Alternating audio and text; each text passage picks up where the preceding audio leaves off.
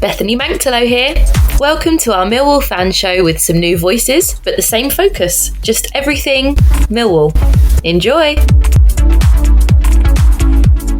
Welcome to the 2024-25 series of Millwall's No One Likes Us Talkings, our Millwall fan show. I'm your host, Myles Thornton, and with me I have the No One Likes Us Talking team of Ted Robertson, Jeff Burnige, and Steve Warren.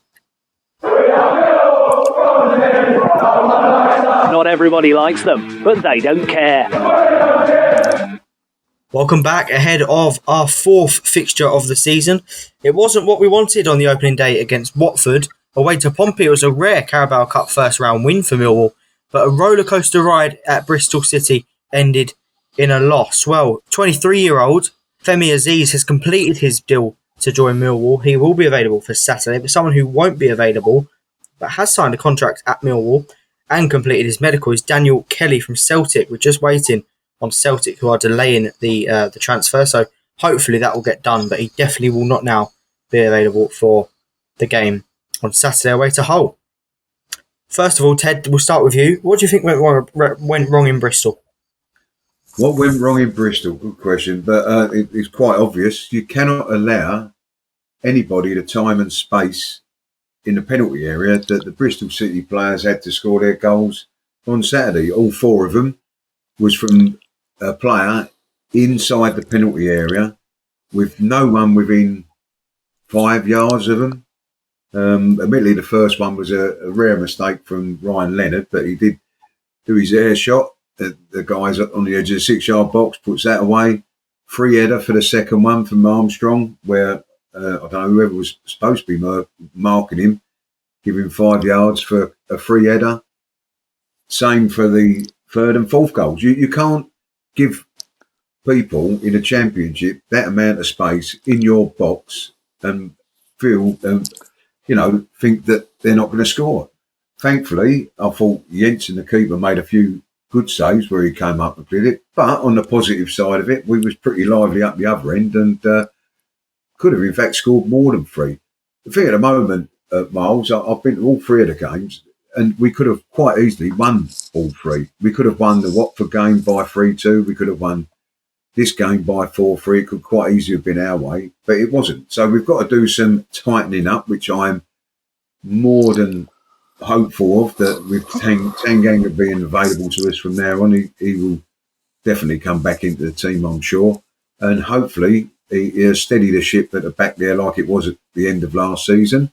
And if we can carry on and keep with the way that we're playing going forward and scoring the goals that we're scoring, and I can only, by the way, see Aziz adding to that, because this kid is a good player. There's no doubt about it. I must admit, I was caught on the hop a little bit with him because I didn't realise we was going for him. And then when I see that we got him, I was very pleased, because I think he's just what we need. Quite direct. He's got a good assist record. He knows where the goal is as well. So it gives us another string to our bow. So yeah, I'm really looking forward to seeing the team that Neil picks on Saturday for what is, as per every week, a very important game. Yeah. Jeff, the comments on X and Facebook were all pointing at the defence. Do you think it's time for a changing of the guard? Yeah, I mean, obviously the defending in the two league games has not been what we were expecting at all. A lot of individual errors, but I would think that putting right the defence is an easier job for a coach than to suddenly get the team to produce chances and score goals, which clearly we now can do. 5 goals in two league games. So we'll wait to see what happens at Hull. I agree. I think Tanganga, unless there's something we don't know, is certain to come in. I saw him have half a game in the under-21s against Burnley a week and a half ago, and he did very well until he got a bit casual. It was obviously, an easy standard for him.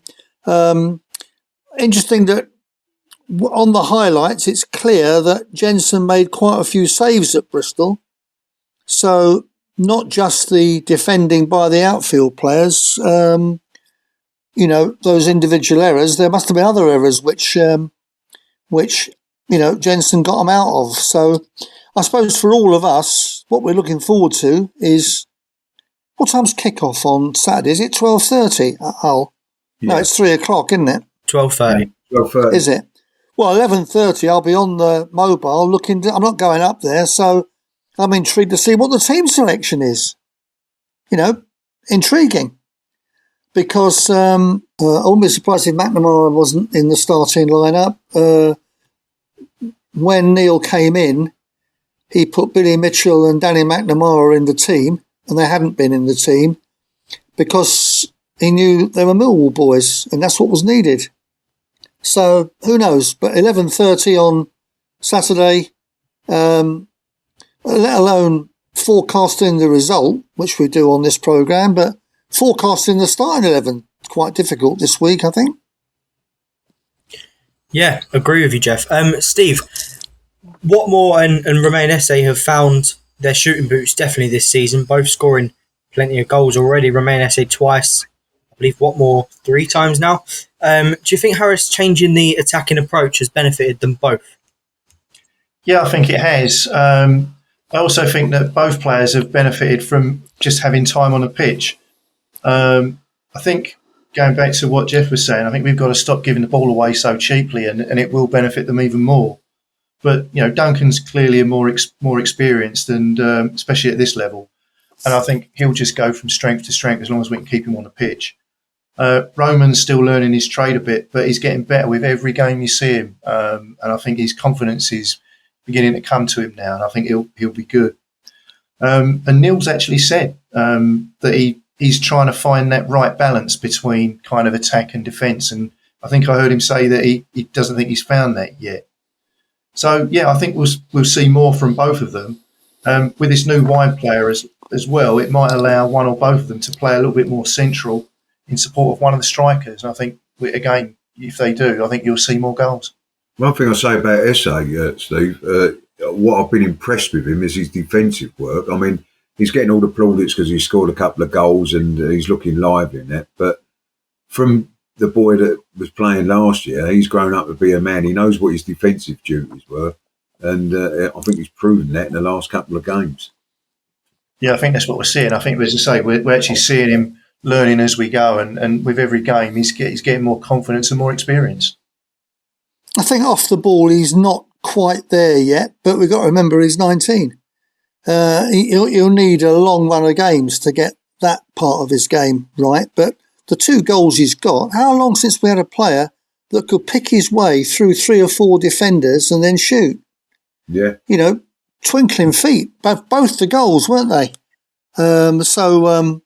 Yeah, very pleasing to see Romain getting. He started every game, which is wonderful. I would like to see him more central, Jeff. I think that's really where he's going to be at his best once he, maybe like you say, he grows up, he matures a bit more, gets a bit more of an understanding of the pace and what goes on with the Championship, where it's obviously down the middle of the pitch. It's a little bit more early-birdy than you say, he's staying out wide. Yeah. But I think he's got all the ability under the sun. And can you imagine him in the middle of the pitch with them twinkling feet, making space where there isn't any and creating something? I can, without a doubt. Me too.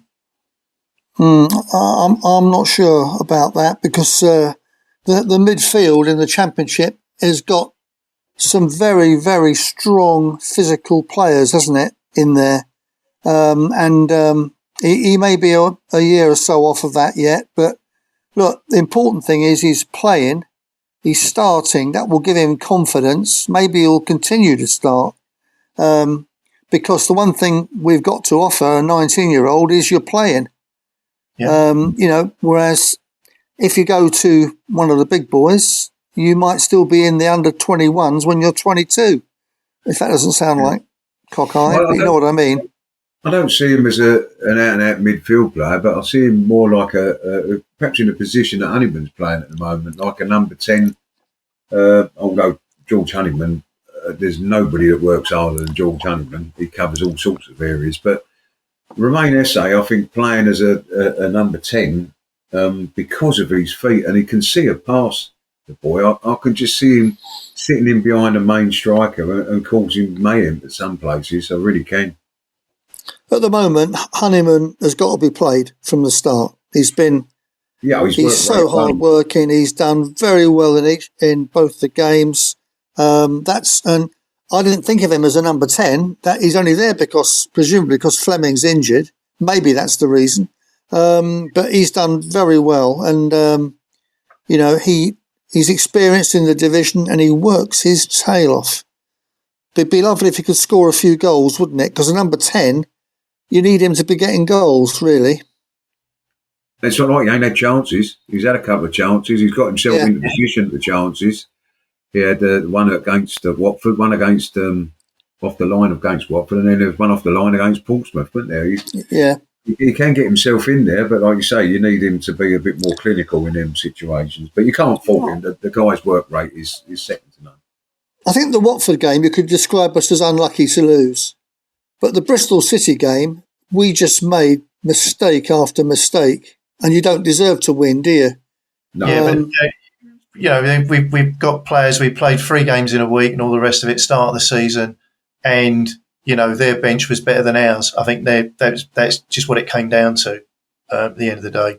They brought their substitutes on and brought something. I think what Jeff was saying, I sort of agree with him. We was unlucky to lose against Watford. Bristol, we gave the game away. That was the difference to me. Having battled your way back and got yourself in front. It's one thing getting level, but getting yourself in front and then falling away. And you may be well right, Steve, with what you're saying there about the game. Well, the bad luck at Watford. The bad luck at Watford. 2 incidents. When Honeyman hit the post, that was a penalty all day long. Yeah. That should have been a penalty. And the winning goal's offside. Yeah. Yeah. I'm telling you, the winning goal is offside. It was offside, and it was a deflection that went straight to him that could have gone anywhere. You're right. I personally think Millwall will benefit from VAR because I'm not sure that the referees at home haven't got the mindset. I'm not going to let this lot dictate to me, So I don't think we get a particularly good set of referees in the home games. No, I agree with that. I think VAR, I don't like it, but actually I think we get a penalty a game currently, and we'd have more, at least we'd have a chance because they've got to go and look at it.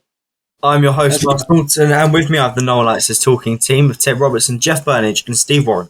Many thanks to our sponsors, G&M Motors. Why not check the Hondas out and see what else they have on site at Gravesend. Our first guest is a true Lions legend and Millwall's record-breaking goalkeeper. He played 339 games for Millwall from 1967 until 1975 and earned an England call-up from Sir Alf Ramsey. Later, he became a pioneering manager in Scandinavia, working as a scout for several Premier League clubs, even engaging in punditry. It is the one and only Lions King. Welcome to the show, the one and only Bryan King. Hello, Bryan, you okay? I'm very well, thank you. Got there in the end. I've been called a lot, but those 2 headings have certainly gone to the top of my list. I'm still trying to work out what I actually do. But thanks anyway. And Bryan, the book, The Lions King, how have sales been going, and is there anything else in the pipeline? Not at the moment. We've done well. I believe they're sold out. I know Jim Murray was very happy about it. And, I'm glad that people have received the book and received it well. As I move into punditry, I'm really enjoying myself, and I must admit it was great to put down some of the memories I had, both playing and in the area. I mean, it's a great area. It was a great area for football. Millwall are always going to be in my heart, and so are the supporters. It's a special club, special place in London. Bryan, you joined the Lions in 1967. I'm always interested in what people's first thoughts were when they went for their first time to the old den, when you walked through there and the ground. What was yours, mate? Well, I'd heard plenty about it from Mr. Jones. Ken Jones was one of those who pushed me along the way to join Millwall. And I didn't know what to expect, really. I'd never been down that part of London. I'd never been to Millwall, but I must admit it was an experience catching the train to New Cross Gate or New Cross and then walking down. And then there's the den, the old den. And it was everything. When I got inside there, it was a real football ground, a proper football ground. I'd heard about the atmosphere and the fans, and I couldn't wait really to get started.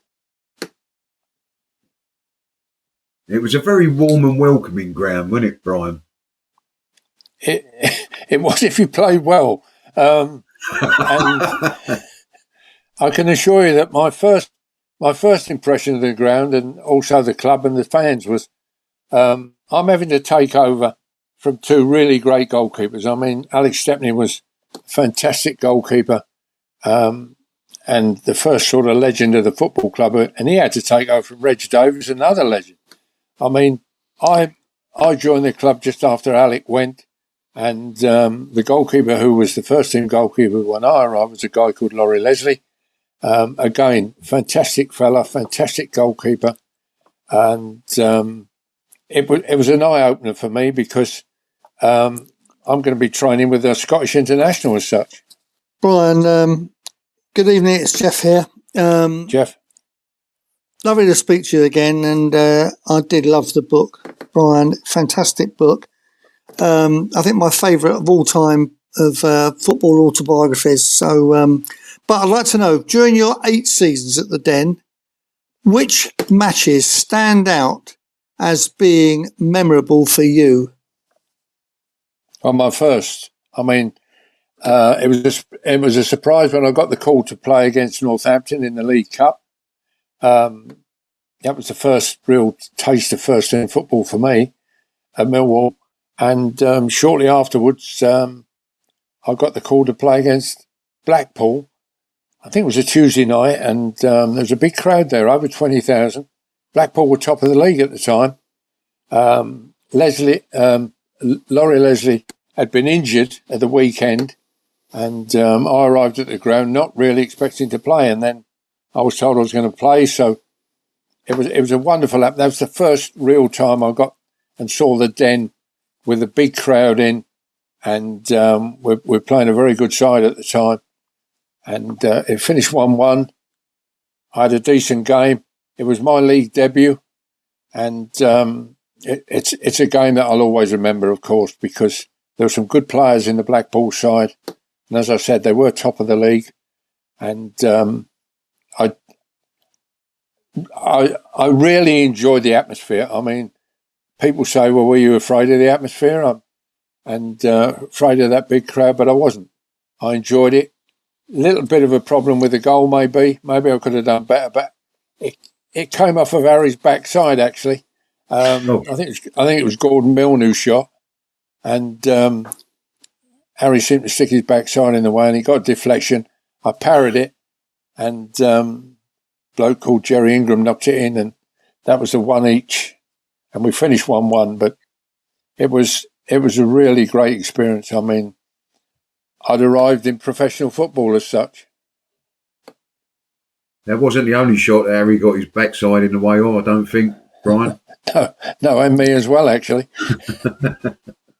So apart from your debut in the league, what other game really stands out from your personal point of view that you felt was a memorable game for Bryan King?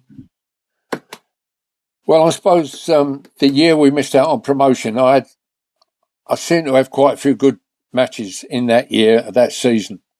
But afterwards, of course, it was, we went to Everton in the League Cup and nobody gave us a chance or a prayer up there.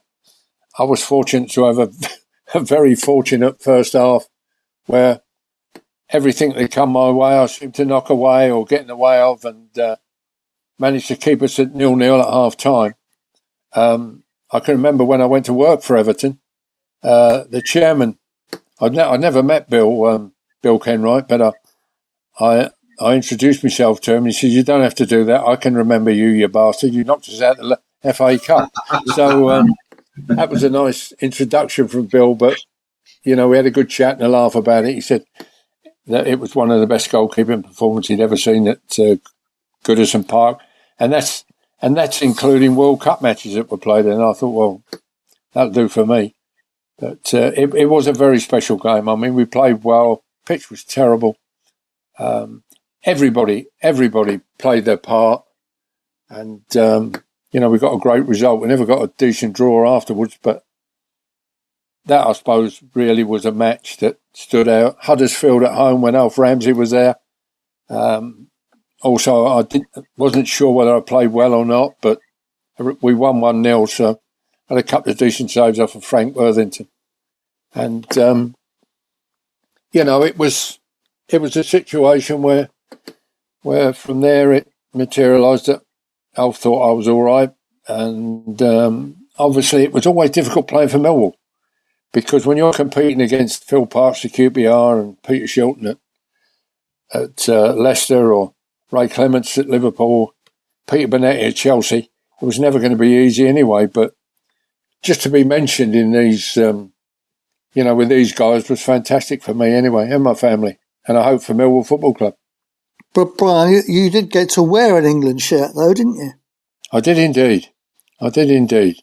And as members of my family said, why was it number 12 then, if you got picked for England? Well, I said number 1 was Gordon Banks, so maybe you'll excuse me for that. I got a couple of FA 11 call-ups as well, and it was through Millwall Football Club that made me get called up for England, and again, I'm always going to be grateful for that. And the other thing I'm always going to be grateful for, until it's beaten, is the league record. I know you said it was 339, but it's actually the league record I hold. I've got 302 league games, and I believe David Ford got very close to 298 or 299, but to still hold that record of appearances for Millwall Football Club in league matches it's a great honour for me. As a goalkeeper. And I can't see that being beaten in a hurry, can you? Well, hopefully not, but you never know. You never know. Hello, Brian. It's Steve here. Hello, Steve. Hi. It's a real pleasure to speak with you. And to you. You were involved in that infamous match at the end of the 1971-72 season where we almost made it to the First Division. What were the emotions like at the end of that game? Well, I think it was practically like everybody in the stadium. Again, we had a big crowd. It was a terrible day. It was pouring with rain. Preston had nothing to play for. The pitch again was horrendous. I can remember Kitch going forward and trying to have a shot at goal, and his boot flew off and ended up in the back of the net. He made it all the way back to our box. And I think Preston got a corner, and he looks at me, he said, "Give us your boot." So I said, "Why?" He said, "Well, you've done bugger all afternoon. So it'd be better if I had 2 boots and you only had 1. But no, when we had heard that Sheffield Wednesday, like everybody else, had beaten Birmingham, well, elation, we just couldn't stop being so proud and so pleased with ourselves and thinking, God, this is what we deserve, because we did deserve it. We were a good side and we deserved that. But once getting back in the dressing room, radios had been put on and results were being heard, and all of a sudden the elation turned to deflation. And we just then had to wait, and it was a funny feeling. I mean, 1 minute you're up, the next minute you're down. It's a good saying, isn't it? 1 minute you're up and 1 minute you're down. Well, we were up and now we were down, but we just had to hope and pray. But the way Birmingham were playing and the players they had at the time during that late run-in, that Orient were going to get the right result. But unfortunately they didn't. And our season ended a little bit in despair, as you might say, because we played so well all season. I think Jeff will tell you, I think Ted and you, Steve, as well. I think Myles, I'm not sure whether you were born then, were you? But I don't think his dad was born. Hello, Myles. Well, I was still in a plan, Brian. come on, Ted. I was a big baby. I was probably pushing it. No, it was the highs and lows of football, so to say, because a couple of years before we'd had a really good run, and it was us and Crystal Palace who were challenging nearly all season. So we'd been aware what it was like to be top of the second division, and also this particular year, I mean, us Norwich were changing places nearly all season. I mean, the games against Norwich, QPR, Birmingham, big games. I think the game that really sort of done us was the game at St Andrews. I've watched that goal and I've seen it many, many times, and he was offside. I managed to get a block on the first one, but Hatton, I think it was, who scored. He was offside. He was offside when the ball got played through. Unfortunately, again, the decision didn't go for us. We didn't play particularly well that day, I remember, but there was a massive crowd of 45,000 people at St Andrews, and it was a very, very tight game. That was also, I also had a good game that day, and come from a lot of crosses, handled well, and very difficult conditions. But winning that game, or even getting 0-0, would have put even more pressure on Birmingham. And I think if we'd have drew 0-0, it'd have broke their sequence of wins. Yeah. But that's football, as they say. I was just having a look, Brian, at that season. We lost 8 games that season. Yeah. Won 22. That's not bad, is it? Well, I think the places we lost, I think Fulham beat us, didn't they? Burnley beat us. We should have got a result of Burnley. We should never have lost to Fulham. No, that was That was at Easter, wasn't it? The Fulham game. I'm not 100% certain when it was. I seem to remember Les Barrett scoring the goal against us. Yeah, I think it was that one. Well, I had a record. It was on. I had a record at Fulham. We lost them. I was the first bloke to put a football in the Thames.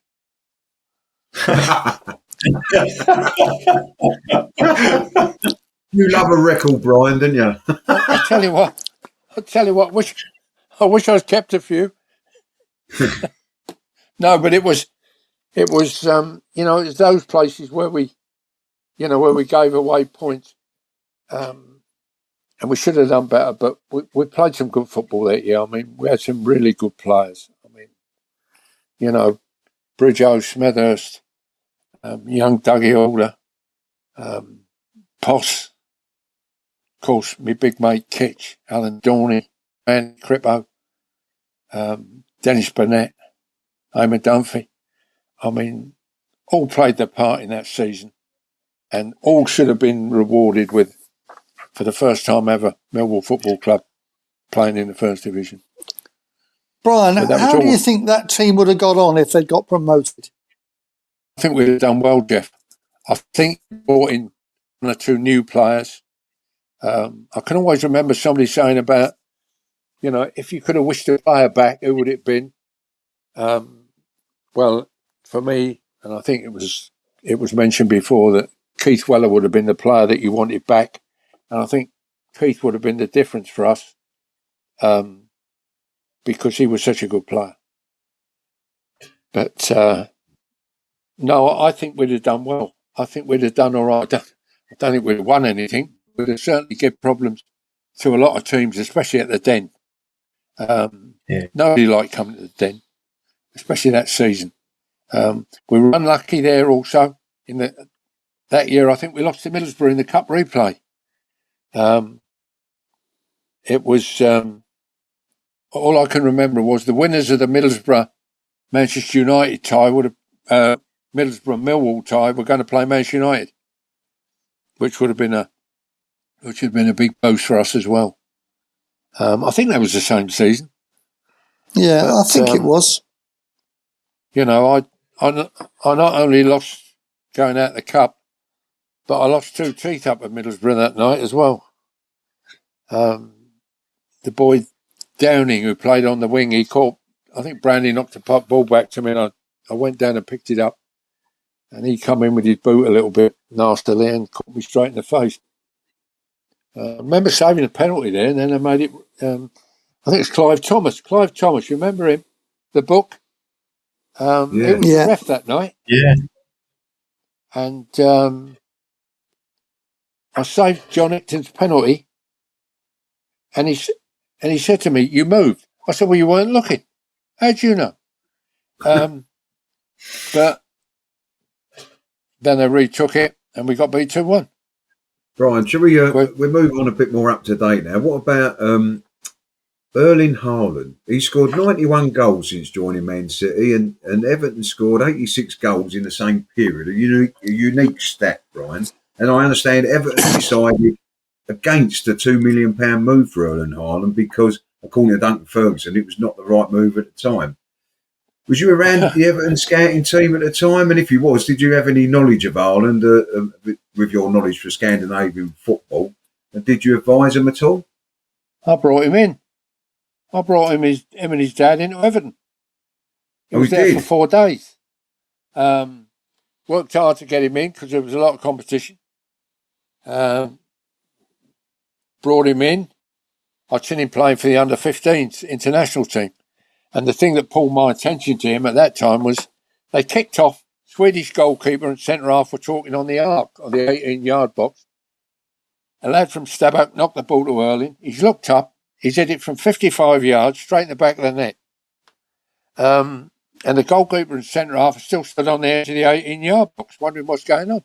And there was me and a guy called Mika Libanon from Feyenoord he was working for then. We were the only two there with his dad. And it was raining. It was a miserable day. Very small grassroots ground in Norway called Brumunddal.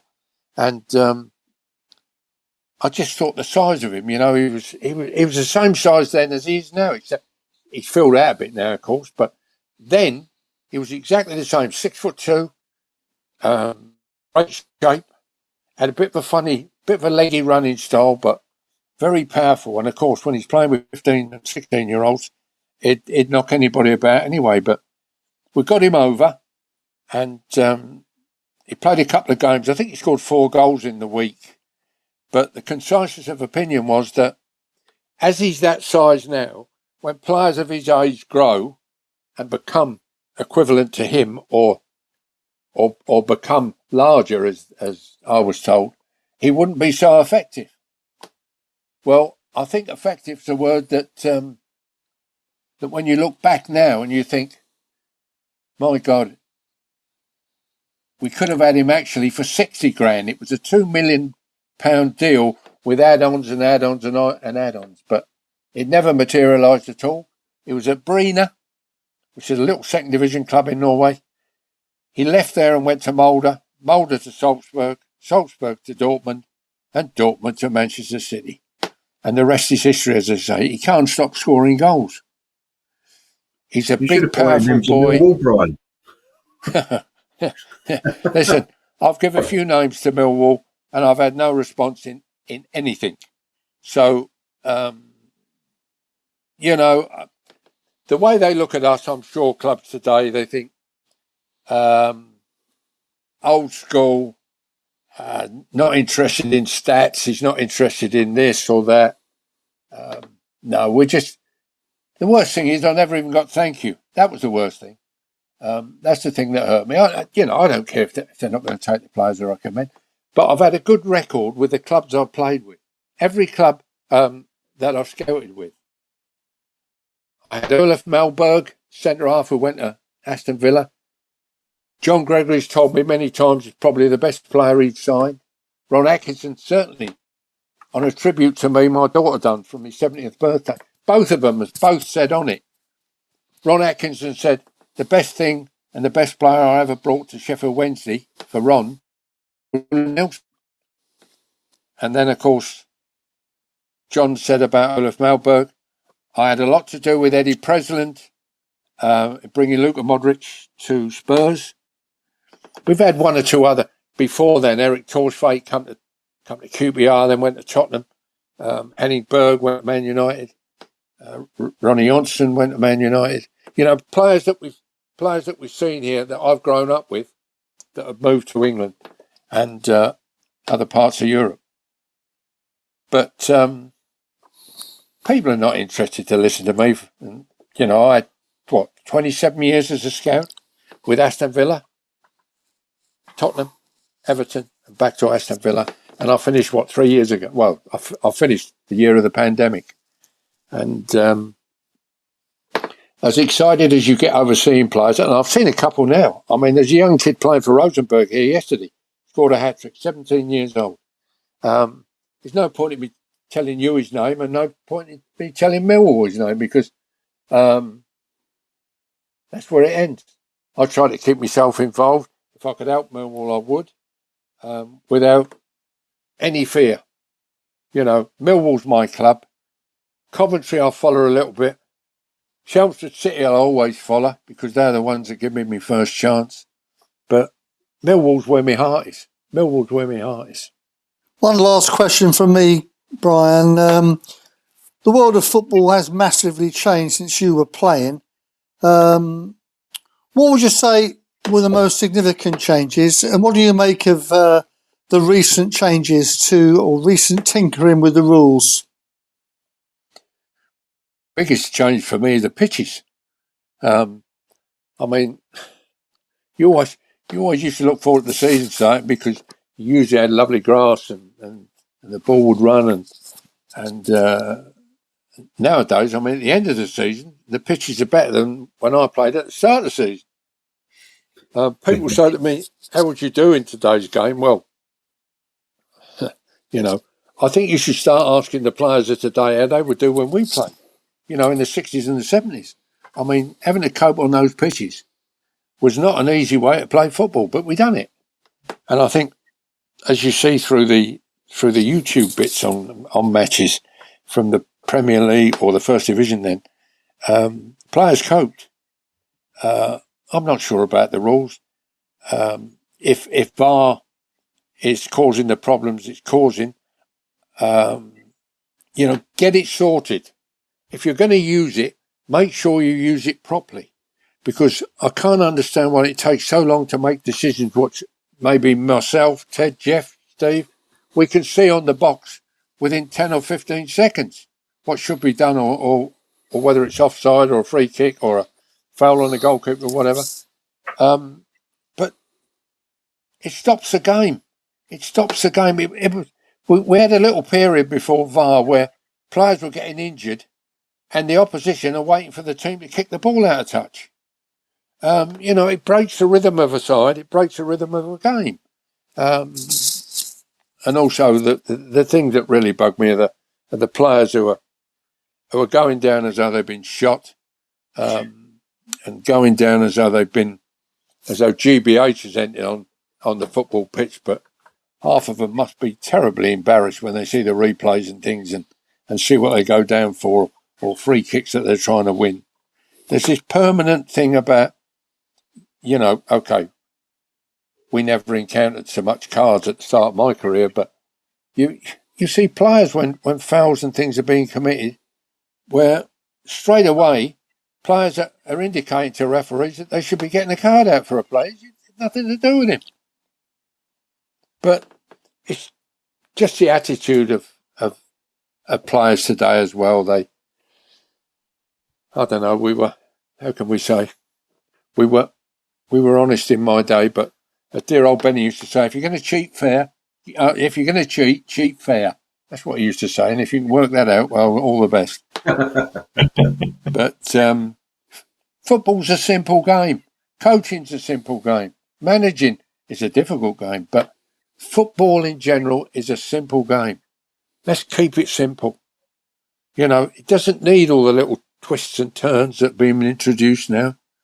You know, let's see a good game of football without having to wait 2 or 3 minutes before a decision's made. People can't celebrate when they score because they've got to wait and see if the goal's going to be given. I mean, that's football. That's entertainment. And for me nowadays, it's... Oh, well, I suppose if you say too much, you'll end up getting yourself in problems or trouble. Football's to be enjoyed. Supporters are paying players' wages. Well, television's paying players' wages as well now, but the Millwall crowd when I played were honest, and they expected honest performances from their players. And that's what we all try to give them, because they gave us the support which was second to none. And long may it continue. Brian, it's Steve again. Hi, mate.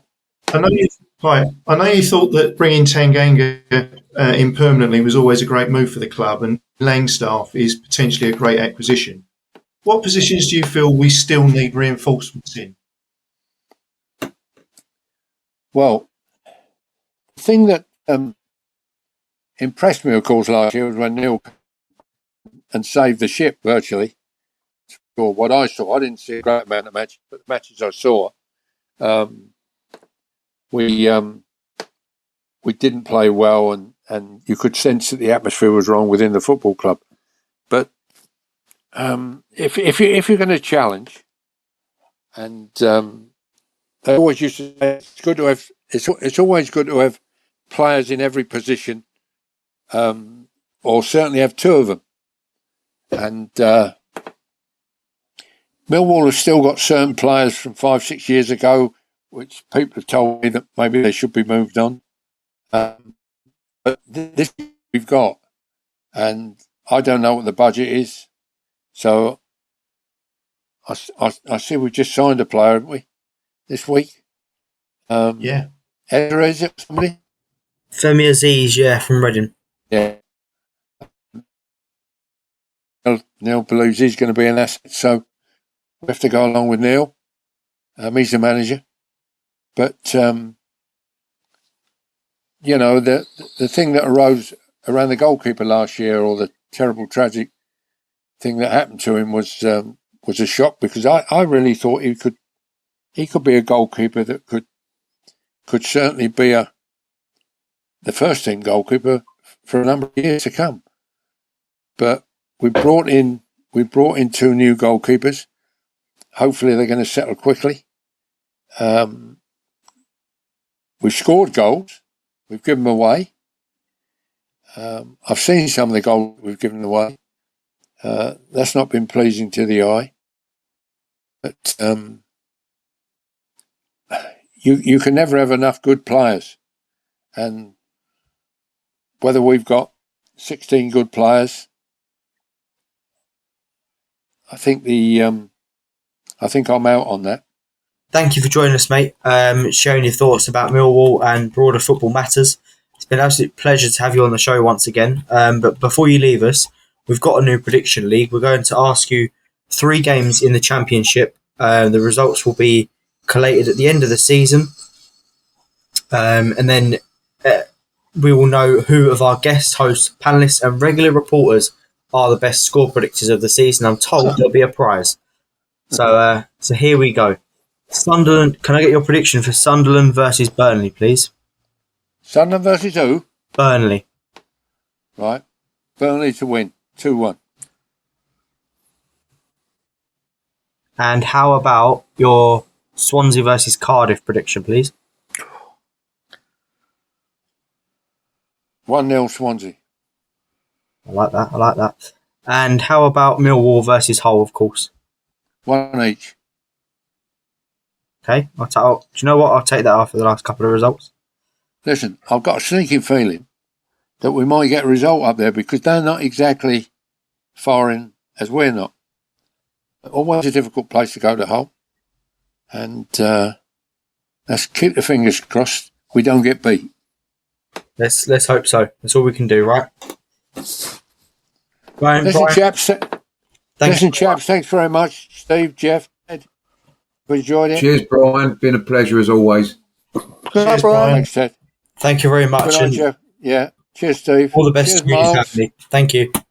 We'll take a break there and listen to myself and Stan Godwin talking about Bermondsey Town.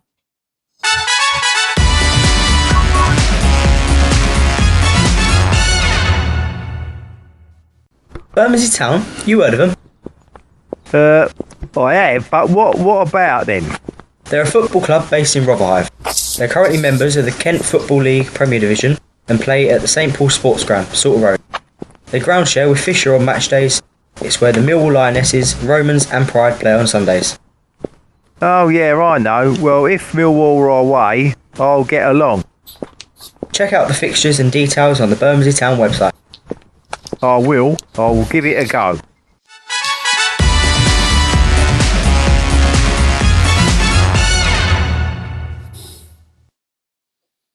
I'm your host, Myles Thornton, and with me I have the Millwall Lionesses talking team of Ted Robertson, Jeff Burnige and Steve Warren. If you're not travelling away with Millwall, then, if Millwall are away and Bermondsey Town are at home, why not come down to St Paul Sports Ground? It's free entry for this season, and find myself there, watch them play, and hopefully get a win. Let's hear now from Ellis Barr. Keep us updated, Ellis. Hello, Ellis here, and I'm glad to be back talking about Millwall. I know many have watched my videos, so you will all know that I don't wear splints as much anymore. Thanks for your support along the way. It is now time to hear what all the Millwall teams are up to. Come on, Millwall! First up then, let's hear from Paul Loding, Millwall Pride and Romans General Manager. He has an update and predictions for our prediction league. Hi, it's Paul Loding at the Millwall Romans with a quick update for the week. Last Sunday we played our second friendly of pre-season against 11-11, who are a Hackney-based team, play over Hackney Marshes. Very good team. They're quite skillful on the ball individually, but we actually played quite well. We kicked off quite well. Had a bit of a mixed side between Romans and Pride players, and managed to win the game 3-1. Really, really good positives to come out of the game. Both teams are on a break this weekend with the bank holiday weekend, with both teams in action the weekend after on the 1st. Just some other news that Romans and Pride have attracted a team sponsor this year that approached the Millwall Community Trust. It's a PR agency called The Romans. We've just launched it this week, and they are the PR agency, I say, based in Shoreditch and keen to work with us about inclusion in football as well. Really, really pleased to have them on board, and again, great thanks to the Romans and the Millwall Community Trust for putting it all together for us. For the predictions this week, I don't think I'm doing very well in the prediction table at all. I don't know if I should be backing Millwall or not, but I'm going to say Millwall away to Hull is going to be 1-0 to Millwall. Sunderland Burnley are both high-scoring games last weekend. I'm going to say 1-1. For Swansea Cardiff, I'm going to say Swansea are going to beat them quite comfortably, and I'm going to say 3-0 to Swansea. Thank you very much, Paul. That's excellent news for Romans and Pride. They have attracted an organisation which wishes to join them in their journey. Sponsor Romans have stated that their involvement with the Millwall Romans and Pride goes beyond just sponsorship. It represents a shared vision of creating a welcoming and inclusive environment for everyone in football. Through this partnership, they aim to inspire others to embrace diversity and inclusivity, both on and off the field. Brilliant. Well done to all involved. Let's hear from our man Jeff Burnige now, who reports on the Millwall game, the first game of the season, I believe, at home on Sunday. What happened there, Jeff? Sia and Shaka Khan on Maritime Radio. So the new football season is underway, and Millwall Lionesses hosted Saltdean United women at St Paul's Sports Ground in Rotherhithe as both sides played their opening game of the season in the London and South East Premier League. Jeff Burnige was there to pick up on the action. Millwall Lionesses were narrowly defeated 1-0 by Saltdean United on Sunday. Co-managers Alex Russell and Adam Rowland have signed some new players, but are still hoping for further strengthening before the season really gets underway. In this game, they were the better side for 45 minutes, and both Kira Sherwood and the returning Elise Jennings struck the crossbar. This latter effort by Elise was brilliantly tipped onto the crossbar by the former AFC Wimbledon goalkeeper Faye Baker, a truly superb save. It began to look as if the Lionesses needed to score while they were on top. Indeed, the second half was a different story. Saltdean's experience and fitness began to tell, and on 68 minutes, Caitlin Sullivan scored a scrambled goal from a needlessly conceded corner kick. This was very disappointing. There were good debuts from Alice Wood in midfield and Mia Lockett out wide on the right, while centre-forward Lucy Gillett worked very hard until she was replaced late on by Chloe Francis and Ellen Napper.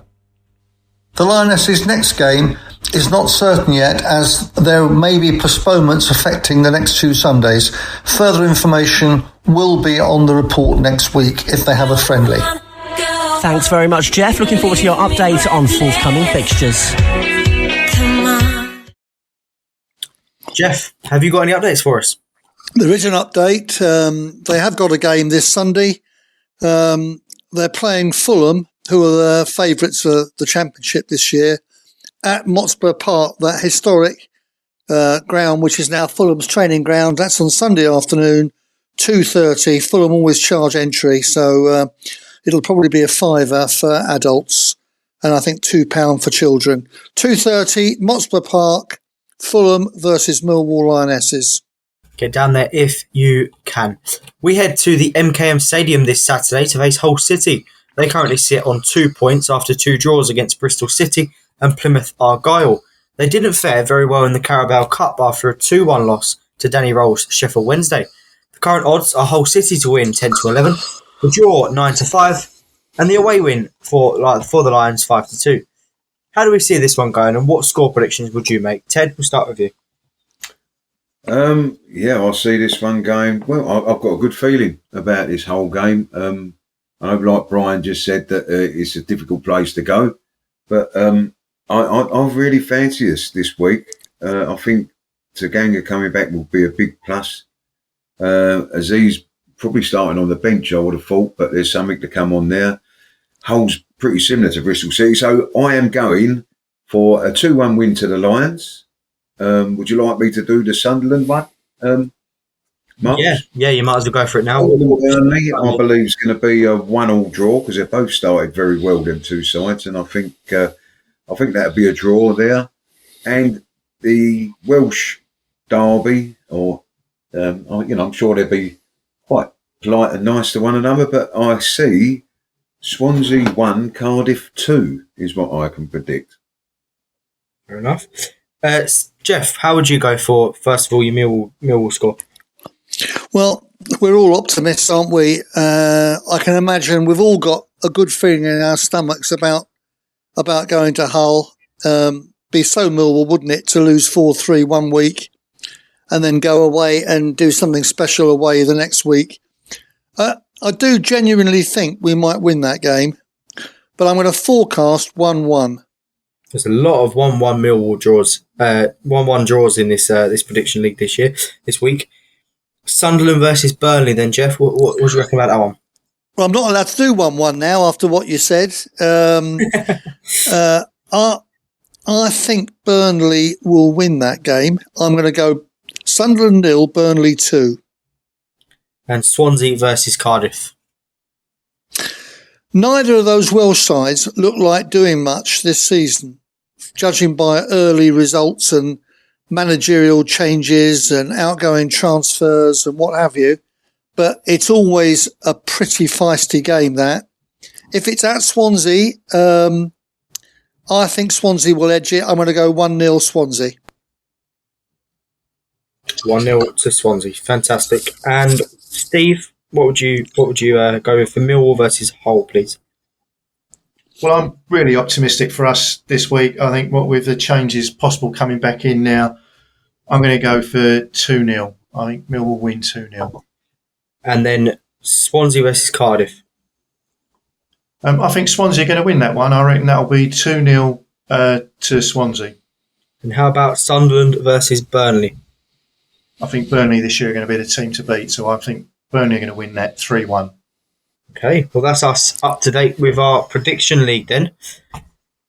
For me, I'm going to go Sunderland versus Burnley. It's a tough one, but not really a tough one, is it? Burnley to win 3-0. And then for Swansea versus Cardiff, I'm going to go 1-0 Cardiff. And for Hull City versus Millwall, I will go 3-1 to Millwall. We will take a short break there and listen to Bethany Magtalo. And she's going to talk to us about a potential new panellist. If you want to join the panel, just take a listen to Bethany Magtalo now. Hi, it's Bethany Magtalo. Why not come and join me as another Millwall supporting woman and become part of the Millwall No One Likes Us talking team? You can be a panellist or a host. You could even do match reporting on the radio for the first team, Millwall Lionesses, or Community Matters. The team will help you to broadcast effectively. Come and join us by emailing me at nolutalkin@gmail.com. I'll say that again. Email me on nolutalkin@gmail.com. I'm your host, Myles Thornton, and with me I have the No One Likes Us talking team of Ted Robertson, Jeff Burnige, and Steve Warren. Well, you heard Bethany right. If you want to join the team, then email that email address that Bethany read out twice, and hopefully we'll see a new panellist coming on soon. We're all looking forward to the next game, but in the meantime, here are a few matters of interest for Millwall fans and those interested in football. The show returns next week. Bethany will be hosting with a team of Gary, Stan and Dave. And as I said earlier, Millwall Lionesses at Fulham, Mosler Park, Sunday, 2:30 p.m, London and South East Regional Women's League. Tickets are on sale now for the Millwall History and Heritage Tour on Saturday the 12th of October. Learn all about the history of your favourite club and get a tour of where it all started. Head to eventbrite.co.uk and search Millwall History and Heritage Tour. Don't forget, you'll be able to listen to the No One Likes Us talking team, bring reports from our games, both home and away, for Lions, Lionesses, Romans and Pride, and also matters on Millwall Community Matters on Maritime Radio, broadcasting on 96.5 FM. Additionally, you can find us on Instagram, Facebook and X, formerly Twitter, YouTube, Tumblr, Instagram and all popular podcast sites. Thanks, Ted. Pleasure, Myles. Thanks, Jeff. All best, Myles. Let's keep our fingers crossed for weekend. And thanks, Steve. Thanks, Myles. And thank you all for listening. Finally, let's not forget to keep it safe on the streets out there. Good night.